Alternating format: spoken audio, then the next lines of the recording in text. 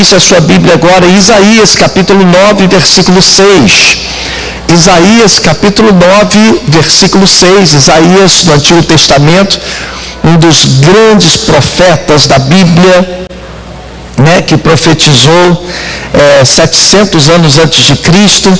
Nós vamos ler o que ele falou, o que ele profetizou a respeito do Natal, a respeito do Senhor Jesus Cristo. Isaías capítulo 9, versículo 6, quem já achou, dá glória a Deus? Porque um menino nos nasceu, um filho se nos deu, o governo está sobre os seus ombros, e o seu nome será Maravilhoso, Conselheiro, Deus Forte, Pai da Eternidade, Príncipe da Paz. Amém? Vamos ler todos juntos? Vamos. Porque um menino nos nasceu, um filho se nos deu, o governo está sobre os seus ombros, e o seu nome será o quê? Maravilhoso, Conselheiro, Deus Forte, Pai da Eternidade, Príncipe da Paz. Amém?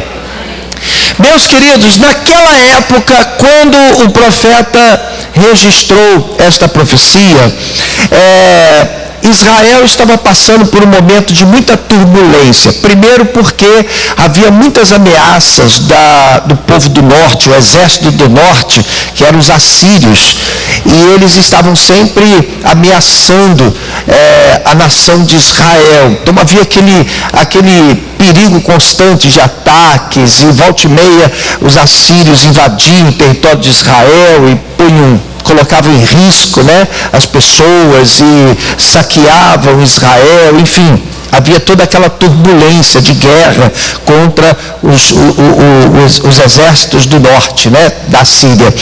E também era um momento de muita convulsão interna, por causa da idolatria, das muitas injustiças que aconteciam naquela época lá em Israel. E o profeta Isaías, então, ele recebeu de Deus essa palavra de consolo, Isaías, ele vem e diz para o povo de Israel: olha, vai nascer um Salvador, vai nascer alguém que terá um governo, vai nascer um Messias que nos foi prometido. E esta palavra foi ministrada para Israel a fim de gerar tranquilidade, paz, a fim de preparar o coração de Israel para que Israel estivesse enfrentando com esperanças aquela situação difícil que eles estavam enfrentando. E nós vamos agora então entender parte por parte dessa revelação que Deus nos traz através daquela profecia do profeta Isaías. Isaías, ele profetizou para trazer uma palavra de conforto para os israelitas. Por que não pegar essa palavra de conforto para nós hoje, às vésperas do Natal, quando a gente celebra o nascimento de Jesus, quando a gente celebra, na verdade, o cumprimento dessa profecia messiânica dada por Isaías 700 anos antes de Cristo, E então a gente vai entender versículo por versículo. E eu queria então que nós começássemos entendendo a primeira frase desta revelação profética. O profeta Isaías disse: porque um menino nos nasceu, um filho se nos deu. Está no telão, a primeira parte. Esse menino é o Messias. É interessante que ele nasce como um ser humano, como uma criança, como um garoto, absolutamente fragilizado numa manjedoura. E a gente percebe então como Deus é tremendo, porque Deus, ele faz com que seu filho nasça de uma maneira que se identifique conosco, Ele não surge de repente como Deus, porque Deus já existia, Deus ele, já havia criado céus e terra. De repente nasce Jesus como um menino, numa manjedoura, alguém que as pessoas olhariam: epa, isso aqui é humano, é como eu, E dessa forma Deus se aproxima do homem, e a gente entende melhor, o nome do Senhor, Deus Emanuel, que significa Deus conosco, Deus se aproximando da humanidade. Ou seja, ele nasce humano para se identificar conosco. Só que ele não é apenas um menino, ele é também um filho que se nos deu, né? Então esse versículo diz que ao mesmo tempo ele é um menino, ou seja, ele é humano, Deus se fez homem, ele se manifestou como humano, ele se mostrou frágil para se aproximar de nós, frágeis, humanos, mas ele também era o filho que havia sido nos dado, ou seja, ali Deus nos deu um presente, ali Deus nos deu o seu filho, ali Deus enviou o seu filho como o Salvador. João 3,16 está escrito, porque Deus amou o mundo de tal maneira que deu o seu filho, né, seu único filho, seu filho unigênito, para que todo aquele que nele crê não pereça, não morra, mas tenha a vida eterna. Quem tem a vida eterna aqui, dá glória a Deus. Tem uma canção que a gente canta aí, né? E daqui a 1 milhão de anos estarei apaixonado. Pois é, daqui a 1 milhão de anos você vai estar ainda adorando ao Senhor Jesus, glorificando ao Senhor Jesus. Já não neste corpo, mas ainda vivo e adorando ao Senhor, né? Então, esse primeiro pedaço, né, da revelação, ele nos mostra o menino, a fragilidade de um menino. Deus se fez homem, mas também ele nos mostra um filho que nos foi dado, né? Nasceu Jesus, o Filho de Deus, que veio para tirar o pecado do mundo. Vamos para a segunda parte dessa revelação. Né? O segundo momento dessa revelação, o profeta diz para o povo de Deus: o governo está sobre os seus ombros. Ora, diga comigo, por que nós adoramos ao Senhor Jesus? Por que nós nos prostramos diante do Senhor Jesus? Porque Ele é o Rei de todos os reis e Senhor de todos os senhores.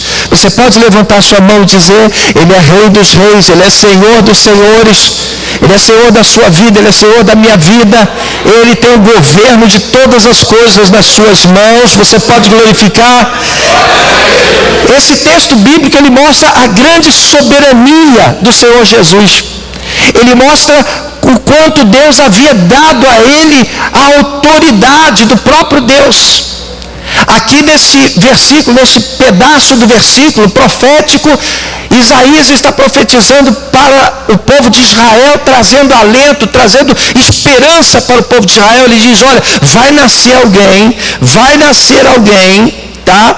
É um menino que vai nascer, tá? Mas ele vai ser um filho enviado por Deus, e o governo vai estar sobre os seus ombros. Diferentemente de todos os reinos que começam e terminam, o reino dele será eterno, não terá mais fim. Ele é o Rei dos reis. É interessante quando você lê Colossenses, e eu queria fazer uma pergunta para você: quem aqui nasceu de novo? Quem nasceu de novo? Diga para quem está do teu lado: eu nasci de novo. Né? Você nasceu de novo. O que a Bíblia diz que aconteceu quando você entregou a sua vida ao Senhor Jesus? A Bíblia diz em Colossenses que o Senhor tirou você do reino das trevas, ou seja, se é reino, é porque tinha um rei. Quem é o Deus desse século? É o diabo, né? É o capeta, né? É o trem ruim. Então, você foi retirado do reino das trevas e foi transportado para o reino da sua luz. Amém? Quem viveu essa mudança aí, hein? Você pode glorificar? Entendeu? Você deixou de estar no reino das trevas e agora você está no reino da luz de Jesus. Então você tem um rei, esse rei é Jesus Cristo. Diga comigo: rei. Jesus é o nosso rei. De novo, rei. Jesus é o nosso rei. Daniel 7,14 diz o seguinte: o seu domínio é um domínio eterno e não passará. Amém? Jesus tem um domínio completo. Ele, desde essa primeira revelação, o profeta diz: olha, o governo está sobre os seus ombros. Não tem que se discutir. Ele é rei, ele é Senhor. ninguém vai tirar dele esse governo. Ninguém vai tirar dele esse governo. Amém?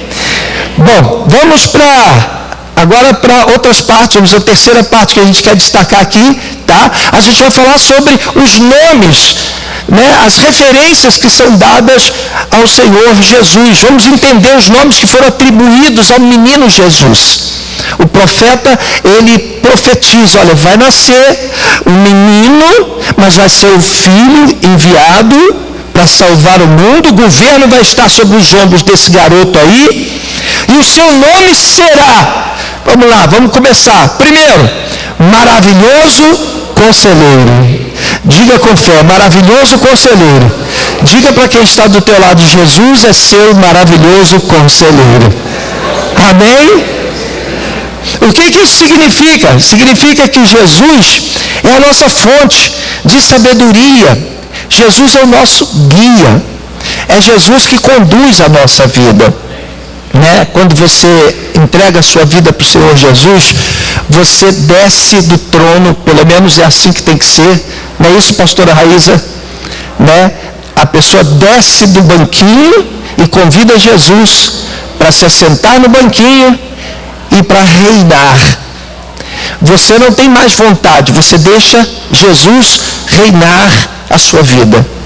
Então, quando a gente lê ali nesse texto profético que Jesus é um maravilhoso conselheiro, nós estamos entendendo que ouvir os conselhos do Senhor Jesus, ou seja, andar em conformidade com os princípios, com os valores do Senhor Jesus, significa andar de acordo com a vontade de Deus. Entender que nós recebemos ou devemos receber as orientações que vêm dele, porque ele é o maravilhoso conselheiro. Amém? Colossenses capítulo 2, 3 diz o seguinte: em quem estão escondidos todos os tesouros da sabedoria e do conhecimento. Meus amados, uma vez eu estava conversando com uma pessoa e estava dizendo para essa pessoa, olha, a gente erra muito, porque a gente vem para Jesus, a gente entrega a vida para o Senhor Jesus, mas a gente não quer abrir mão da direção da nossa vida. A gente muitas vezes coloca a vida nas mãos do Senhor, a gente levanta a mão e diz que é do Senhor, e chama Jesus de Senhor. Mas como? Como ele é Senhor, se ele não tem poder de mandar na nossa vida? Senhor é aquele que determina, Senhor é aquele que nos orienta, Senhor é aquele que manda, é aquele que diz o que devemos ou não fazer. E o que é o Senhor Jesus? Essa profecia diz, olha, ele é que tem todo o tesouro e sabedoria e todo o conhecimento. Então o profeta estava dizendo para os israelitas, olha, vai nascer um garoto, embora seja um menino, embora tenha ali aquela parte humana dele, ele é o filho que foi enviado. Ele é o garoto que foi enviado, mas ele é o filho também que foi enviado. Ele é o Senhor, ele é o Salvador. O seu nome é maravilhoso conselheiro. Glória a Deus. Vamos agora para outra parte dessa profecia. Maravilhoso conselheiro, Deus forte.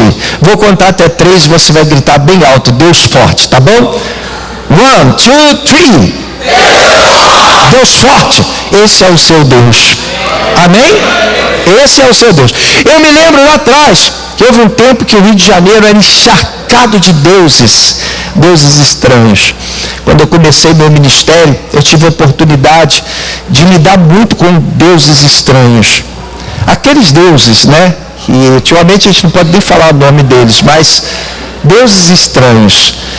E as pessoas tinham muito medo, muita reverência a esses deuses. E eu me lembro de uma época que eu fazia isso na maior inocência, eu queria dizer a verdade. Eu pegava os deuses que todos tinham temor e pendurava de cabeça para baixo. E eu, na minha inocência, eu dizia, olha, eu estou fazendo isso aqui para mostrar que Jesus é mais forte. Você não precisa ter medo, porque esses deuses se prostram diante do Senhor Jesus. Né? E eu vou dizer uma coisa para você. Muitas vezes a a gente vive de forma muito mesquinha, muito aquém daquilo que o Senhor espera de nós. A gente precisa se conscientizar do tamanho, da força do nosso Deus. Talvez você esteja encerrando esse ano cheio de dificuldades, muitos desafios. Talvez eu esteja agora falando com você e você está pensando, poxa, esse ano não foi fácil. Ano que vem eu quero fazer isso, quero fazer aquilo. Eu vou ter muitos desafios. E quem sabe você esteja fechando esse ano desmotivado, quem sabe cansado. Quem sabe esteja até frustrado porque você não conseguiu chegar onde você queria chegar. Você precisa entender uma coisa: o teu Deus é forte. Amém? Teu Deus é forte. O teu Deus é soberano. O Senhor Jesus, Ele é forte. E se você está em Cristo, o próprio Cristo disse, olha, você pode dizer para esse monte, passa daqui para colar. Se você não duvidar, o monte vai passar. E Jesus completa dizendo, nada te será impossível. Quem recebe essa palavra? Você está comendo essa palavra? Diga glória a Deus. Diga para quem está perto de você, nada te será impossível. Nada te será impossível. Né? Porque todas as coisas são possíveis, uma vez que eu sei que Jesus é o Deus forte. O próximo texto, a próxima revelação. Antes eu quero ler com vocês Mateus 28, 18. Aqui diz que toda autoridade me foi dada no céu e na terra. Toda autoridade foi dada ao Senhor Jesus no céu e na terra, por isso que Ele é forte, né? Vamos lá, a outra parte então da nossa revelação. Ele é Pai da eternidade. Diga lá, Pai da eternidade. Primeiro começa com essa palavra gostosa, Pai. Quem não gosta de olhar para Jesus, de olhar para Deus e falar, meu Pai, meu papai, né? Porque papai dá uma ideia de proteção, dá uma ideia de cuidado, né? Dá uma ideia de zelo. E o profeta disse, calma gente, esse garoto será nosso pai. Ele é pai, ele cuida, ele protege. Esse é um nome que foi atribuído a Jesus Cristo nessa profecia de Isaías, uma profecia messiânica. Ele é pai, e pai significa o quê? Ele cuida de nós, ele nos protege, ele nos dá provisão, porque o pai é aquele que provê, aquele que cuida, é o provedor, né? É aquele que sustenta. Então é assim que nós precisamos olhar para Jesus. Mas ele não diz pai apenas, ele diz também pai da eternidade, ou seja, é algo que a gente precisa pensar. Jesus, ele não está limitado a tempo, ele é eterno, ele é o princípio, o meio, ele é o fim, ele é o alfa, ele é o ômega. Diga comigo, ele é o alfa, ele é o ômega, ele é o princípio, né? O alfa é a primeira letra do alfabeto grego e o ômega, né, a última letra do alfabeto grego. Ele é o início, ele é o fim, ele é todas as coisas, ele é tudo eternamente. Aleluia, glória a Deus. Não é como aqueles deusinhos que existem por aí, que muitas vezes as pessoas se apegam, as pessoas precisam de um Deus e muitas vezes por ignorância elas acabam abraçando outros deuses. Na Índia, por exemplo, as pessoas adoram como deuses as vacas. Eu fico imaginando, vaquinha, vaquinha, me socorre, vaquinha, e ela, né? Por ignorância, porque não conhece a verdade. O Espírito de Deus nos revelou a verdade.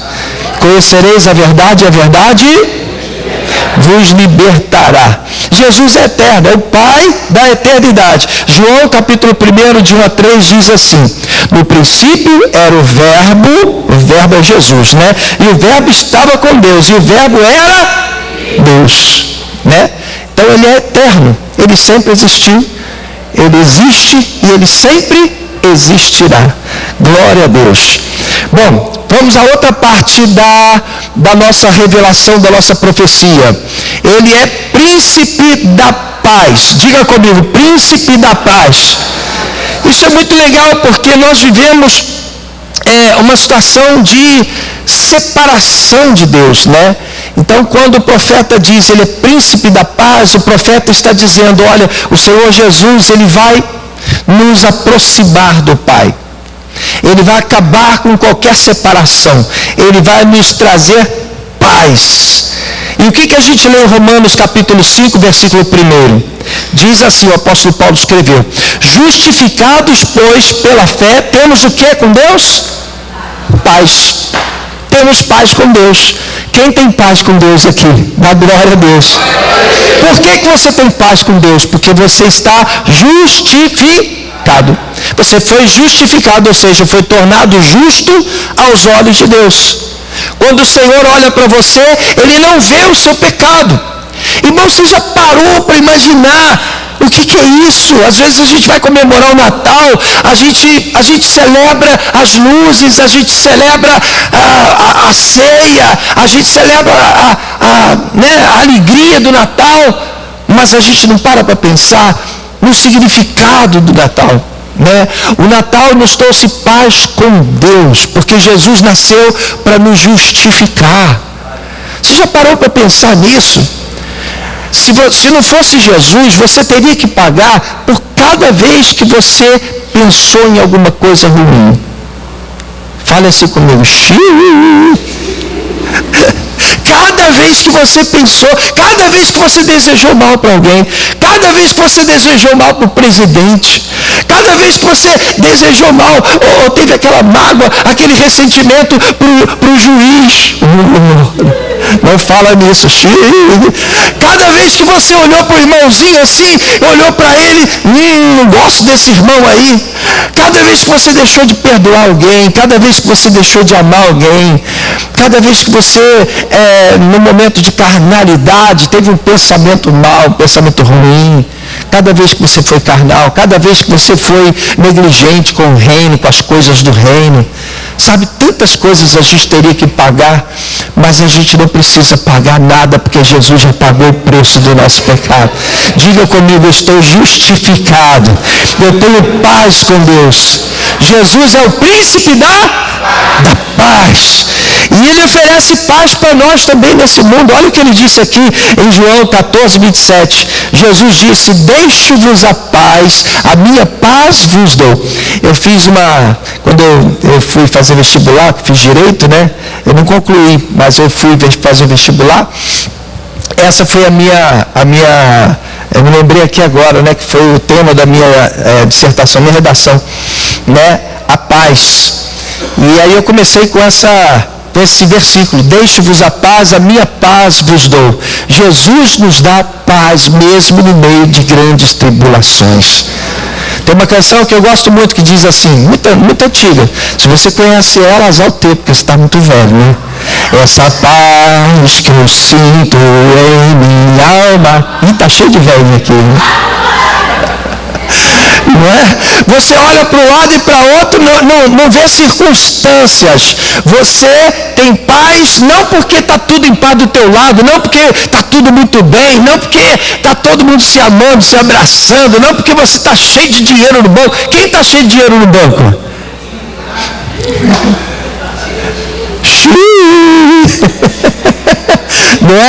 Não é por isso que você tem paz. Você tem paz porque Jesus te dá a paz.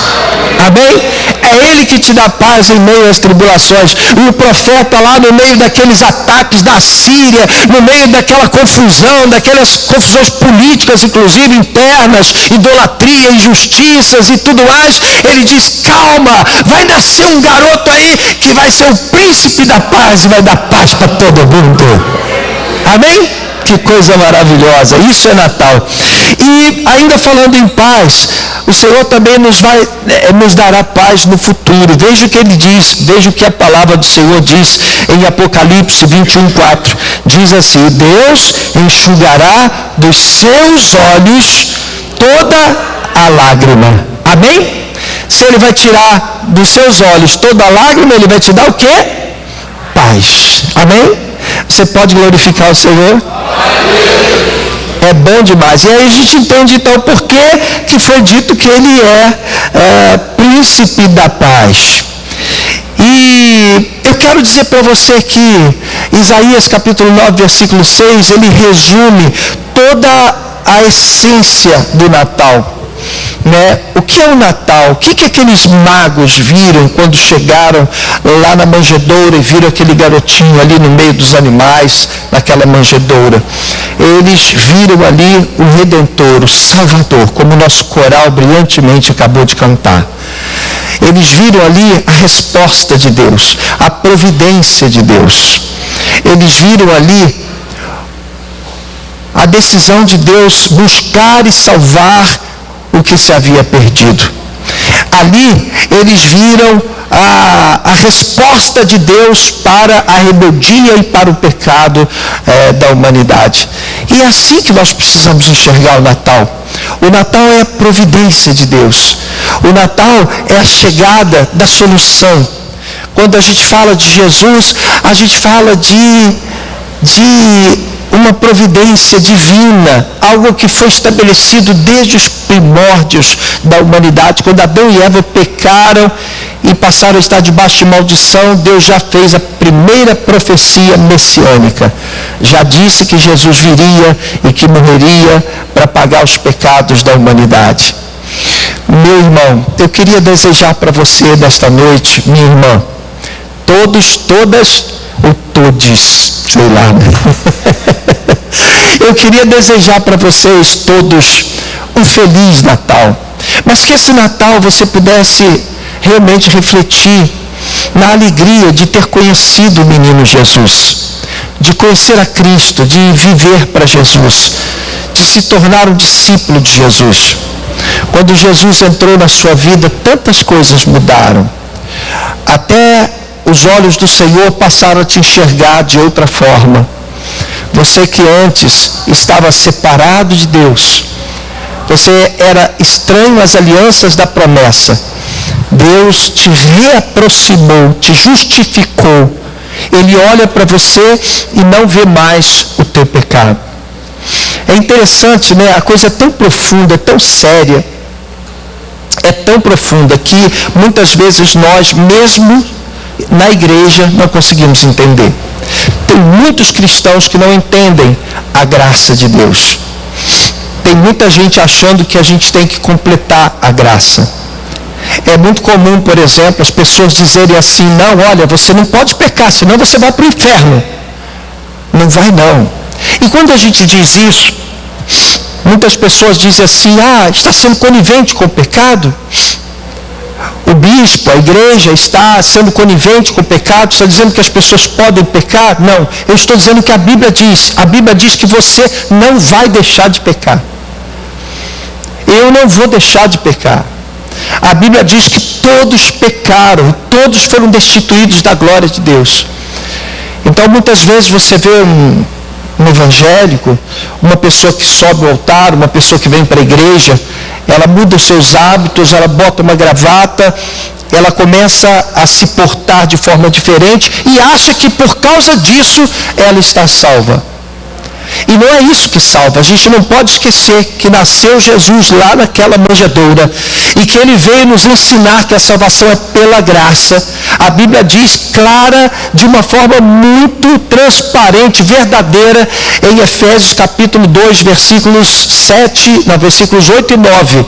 A Bíblia diz que é pela graça que nós somos salvos e que não vem de nós a salvação. Ninguém pode ser salvo pelas suas próprias atitudes. A nossa salvação é pela graça, mediante a fé. Então, você está salvo não porque você se veste desta ou daquela forma. Você está salvo não porque você é perfeito, não porque você não fala palavrão, não porque você não traz seu marido, não traz sua mulher, não porque você não bebe, não fuma, não cheira, não porque você porque você paga suas contas em dia, ou porque você é um bom pai, um bom marido, uma boa esposa. Não é por isso que você é salvo. A salvação é pela fé. É porque Jesus morreu por você. Isso é Natal. Quem está recebendo essa palavra? Isso é Natal. Por que você vai deixar de pecar ou vai lutar contra o pecado? Porque você é salvo. Porque Jesus morreu por você e ele merece que você deseje ter uma vida de santidade. Amém? Resumindo, nós lutamos contra o pecado não para sermos salvos, mas porque somos salvos. Você pode glorificar o Senhor? Então, meu irmão, quando você for celebrar o Natal esta semana, que você possa celebrar a tua salvação, que você possa celebrar o perdão de Deus, que você possa celebrar a graça de Deus, a misericórdia do Senhor. Ele é bom demais, o Senhor é muito bom. A bondade de Deus dura para sempre, a misericórdia do Senhor dura para sempre. Isso é Natal. Natal é amor, amor de Deus, é perdão. Natal é perdão imerecido. Natal é você ser perdoado. Por isso que Natal também é uma boa oportunidade para você perdoar, para você liberar perdão para quem te feriu, para quem te machucou, porque Natal é isso, Natal é misericórdia, Natal é amor, Natal é providência de Deus, Natal é graça. Receba esta palavra na sua vida em nome do Senhor Jesus, como o teu Chester, com alegria, com prazer, mas não se esquece do verdadeiro sentido do Natal. E que você agora possa olhar para quem está do seu lado e possa dizer: Feliz Natal com a graça de Deus, em nome do Senhor Jesus. Feliz Natal com a graça do Senhor. Amém? E para nós encerrarmos, eu quero que você seja motivado, assim como o povo de Israel foi motivado com este versículo, né? Essa profecia dita pelo profeta Isaías, que o Senhor possa também motivar você, porque um menino nos nasceu, né? Quando essa profecia foi feita era lá atrás, ainda ia acontecer 700 anos depois, mas agora, passados 2024, 2025 praticamente, né? 2025 anos, essa profecia ainda serve para nos motivar. Porque o menino nos nasceu, um filho se nos deu, o governo está sobre os seus ombros, e o seu nome será Maravilhoso Conselheiro, Deus Forte, Pai da Eternidade, Príncipe da Paz. Amém?